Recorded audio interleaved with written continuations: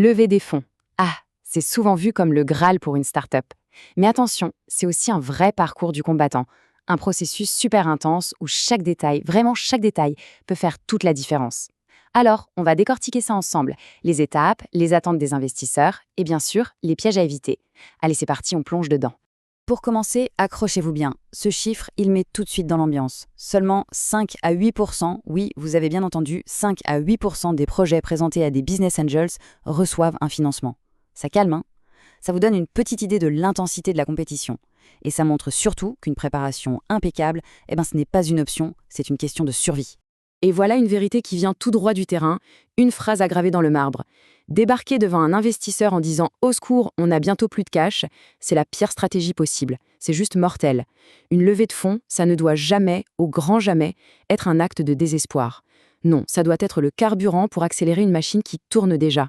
Le timing, c'est donc absolument tout. Il faut bien se mettre en tête que lever des fonds, ce n'est pas juste une série de quelques rendez-vous sympas. C'est un véritable marathon, un parcours du combattant qui va tester votre résilience, votre détermination et vos nerfs. Et ce parcours, il s'inscrit dans la durée. On parle en moyenne de 6 à 9 mois entre le tout premier contact et le moment où l'argent arrive enfin sur le compte. 9 mois! C'est quasiment une grossesse pour l'entreprise. Ça commence avec les premiers échanges, puis vient la période intense des pitchs, après on entre dans le dur avec l'analyse approfondie, et enfin, si tout se passe bien, la négociation et la clôture. C'est long.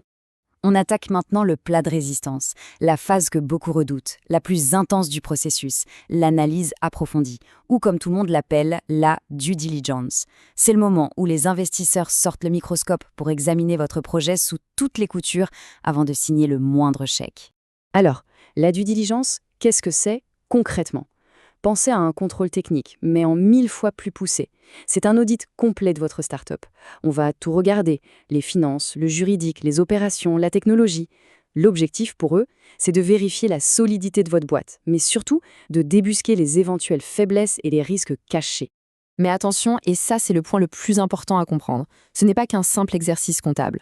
Non, c'est avant tout un test de crédibilité pour vous, l'équipe fondatrice. Une due diligence que vous avez bien préparée, ça va renforcer la confiance et ça peut même accélérer la décision. À l'inverse, une mauvaise préparation, et c'est tout le deal qui peut capoter en un claquement de doigts. Pendant cette phase, on plonge vraiment au cœur du réacteur de la start-up.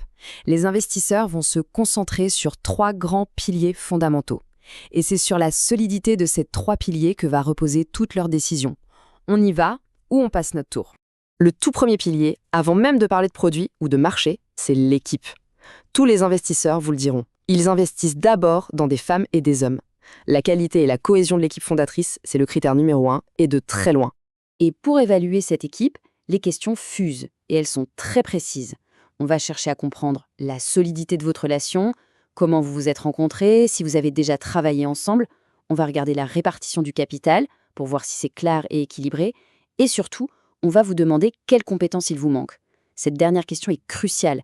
Elle montre si vous êtes lucide sur vos faiblesses et sur votre capacité à bien vous entourer. Allez, on passe au deuxième pilier, le projet en lui-même. Une fois qu'ils sont rassurés sur l'équipe, les investisseurs s'attaquent au fond. Le problème que vous résolvez, la taille du marché que vous visez et bien sûr, la pertinence de votre solution. Là, les questions sont conçues pour tester la solidité de votre projet, pour voir s'il tient la route sur le long terme. On va vous demander quelles sont vos barrières à l'entrée, quel est votre avantage injuste, ce petit truc en plus que personne ne peut copier facilement. On va vous challenger sur vos concurrents et bien sûr, la question qui tue, qu'est-ce qui empêche un Google ou un Amazon de faire la même chose demain ? Il faut avoir une réponse en béton à ça. Et enfin, le troisième pilier, l'incontournable, les chiffres. C'est l'épreuve de vérité, ce qui va confirmer ou non la belle histoire que vous avez racontée jusqu'ici. On évalue la santé financière de la start-up et surtout la crédibilité de vos projections. Et là, il y a des indicateurs que vous devez maîtriser sur le bout des doigts, même si on vous réveille en pleine nuit. Le CAC, coût d'acquisition client, l'LTV, valeur vie client, le burn rate, combien de cash vous brûlez chaque mois, et le runway, combien de mois d'autonomie il vous reste. Ce n'est pas du jargon, ce sont les signes vitaux de votre entreprise. Ne pas les connaître parfaitement, c'est carton rouge immédiat. Fin de la discussion. Bon, maintenant qu'on a posé les bases, parlons des choses qui fâchent. Les erreurs classiques, les pièges mortels qui, même avec une super idée et une équipe de choc, peuvent tout faire échouer en cours de route. Ça, c'est l'illustration parfaite du piège à éviter absolument. On vous pose une question pointue sur vos finances, et la pire réponse possible, c'est de dire « Ah, ça, c'est mon comptable qui a fait ça ». C'est un signal terrible, ça montre que vous ne maîtrisez pas votre propre business. La clé, la seule bonne approche, c'est de pouvoir justifier chaque chiffre, chaque hypothèse. C'est ça, la crédibilité. Ce graphique, il montre très bien la dure réalité de l'entonnoir de sélection.